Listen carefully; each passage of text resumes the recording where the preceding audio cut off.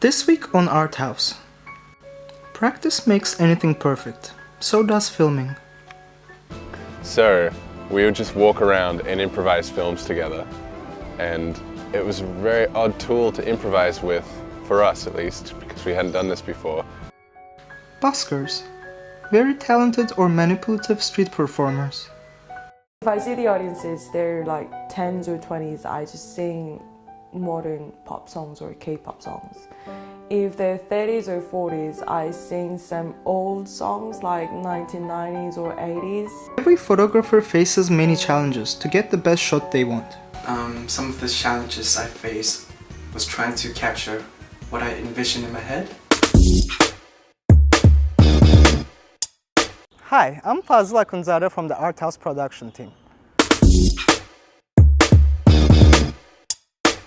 Have you ever wondered what a filmmaker does on his spare time? Of course you have. So let's jump on to our first story to have a look. And today we're going to look into some filmmakers' personal journey and also their filmmaking art inspirations. Also, their unique hobbies might become another career path.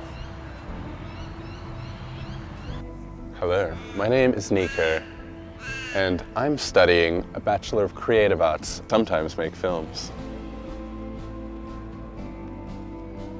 Maybe a few years ago, when I used to live in Canberra, my friend Grace had a pretty nice DSLR, and we used to make a bunch of wacky films. And so we made a few good videos. And then I came to Melbourne and I met you, John, and we made a wonderful film. In 2015, my partner was studying at VCA, so she had access to Blackmagic cameras, but they would let her rent out the Blackmagic at any time she wanted. So we would just walk around and improvise films together. And it was a very odd tool to improvise with, for us at least, because we hadn't done this before. We would just have the camera, have each other, and then if an idea gripped us, we pressed record. And we came up with a bunch of really interesting ideas, I guess you would call them. They were just little video ideas. Well, probably my most applicable skill in terms of earning income is writing. I do like to write, and I've liked to write for a very long time, so that's probably the thing that I do that I'm most fluent in. I have a good handle on writing, and so I could earn some coin, perhaps being a journalist, preferably submitting creative work. I'd love to publish a novel or a collection of short stories. It'll probably be a novel because apparently it's very hard to publish a collection of short stories unless you're everyone's favorite writer. But apparently everyone wants a novel, publishers. I would love to publish a novel or poetry.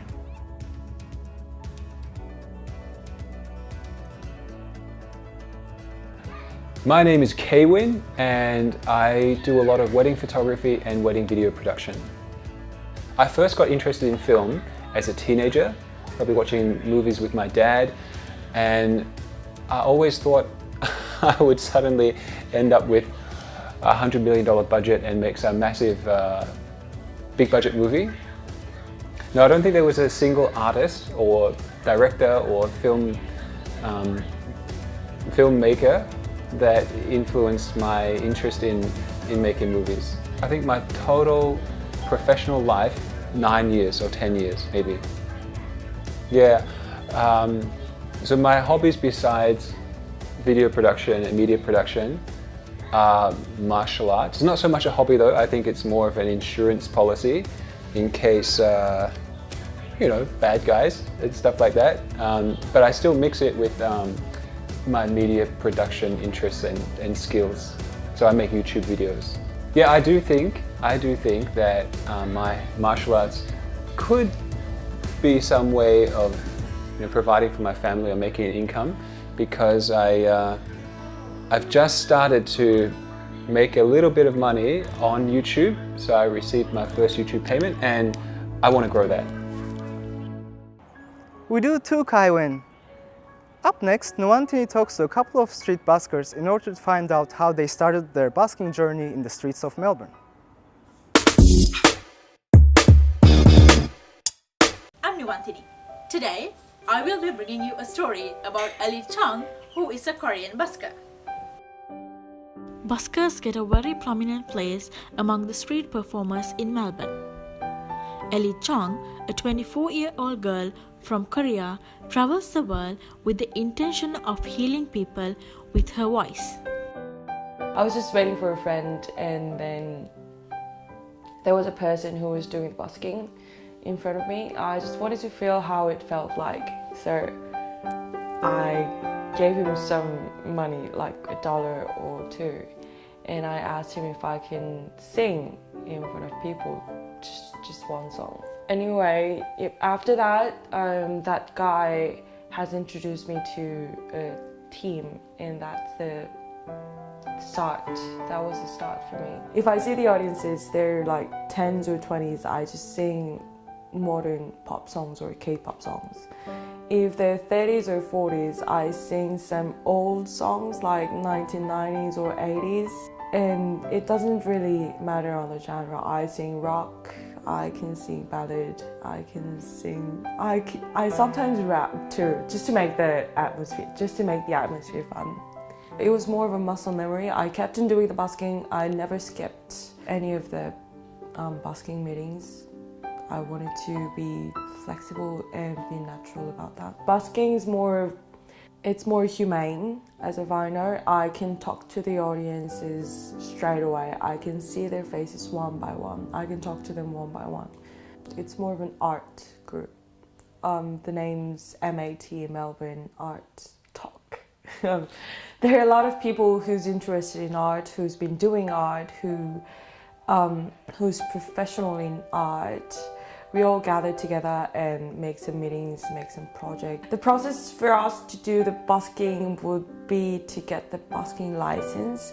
But the thing is that as a group, I'm talking about as a group, I'm not really ready yet. I can remember all the situations, all the days that I've done my busking one by one, even a little bit of it. But the first time I did the busking, no, I can't remember. If I'm alone, I do the busking like 2 or 3 hours and that's it. If I'm with the other people, I do the busking about 6 or 8 hours together with them. We communicate each other with an app, Korean app. It's more of a WhatsApp. To keep myself the way I am is my future plan. Music is one of most important my part in my life, and I'm doing sing songs when I feel so not good. I met her from a friend and I got to know her better from the group. The group is for who love music and singing. We get together and practice singing to be busker. I want to learn music professionally, and if I get a chance, I want to go to music college. One day I listened to her singing. I suggest her to do busking in Melbourne. Their purpose is not to getting money through their busking. Their busking is for their hobby. Like I know both Mr. and Park, and I believe they will be great busker in the future. We'll see you next week with another rising star. We'll definitely see you next week, Nuantini. And now I'm going to go talk to a few photographers in order to find out what their challenges are in their daily lives, as well as if the mobile phone photography has any impact on the photography at all. Hey everyone, I'm Fazıl from the Art House production team, and today I'm going to interview 2 student photographers and find out what their challenges are in their daily lives. And we'll ask our student photographers about how the mobile phones shaped the photography today and see what they have to say. Being a photographer in today's day is no easy task. There are many people who want to get their hands on a camera, but the prices of a professional camera starts from $700 and upwards.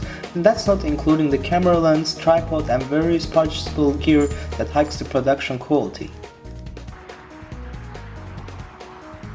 Here we go.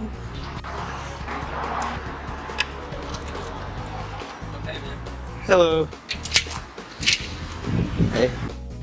While starting out as a student photographer, some of the challenges I faced was to actually save up money to be able to afford a professional camera.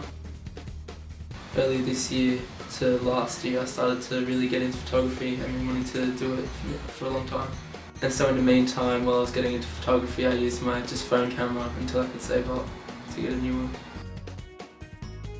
one. I began photography when I was very young, about 5 or 6 years ago. So when I started, some of the challenges I faced was trying to capture what I envisioned in my head.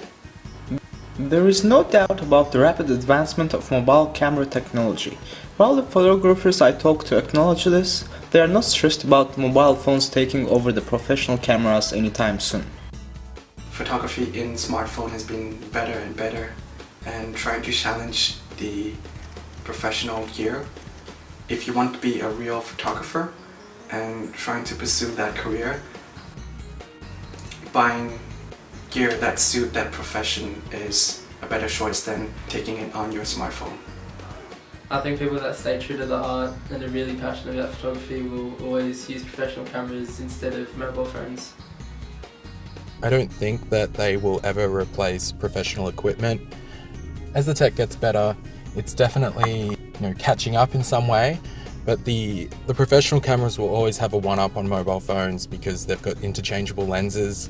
Some lenses are worth so much money, they're almost worth more than the camera. With the mobile, you're just stuck with the one lens. You're always going to get a better sensor in the professional cameras, and of course mobile can always catch up with that, but by the time mobile catches up, the professional cameras will always be one step ahead in that sense. It is undeniable that the phone camera technology is catching up with the professional camera technology. However, the professional cameras will be always one step ahead, but it's because of the price as well. Worth 1,000 words? Thank you. I'm still saving a few bucks for my professional camera. But then I might stick to my phone though, because it's a few $1,000s cheaper after all. On next week, Özlem is going to take us to a Kurdish cultural center. This is where the Kurdish community gathers every weekend and on special occasions or events. This is Başak Jal. Basically, each Kurdish dance has a story behind it.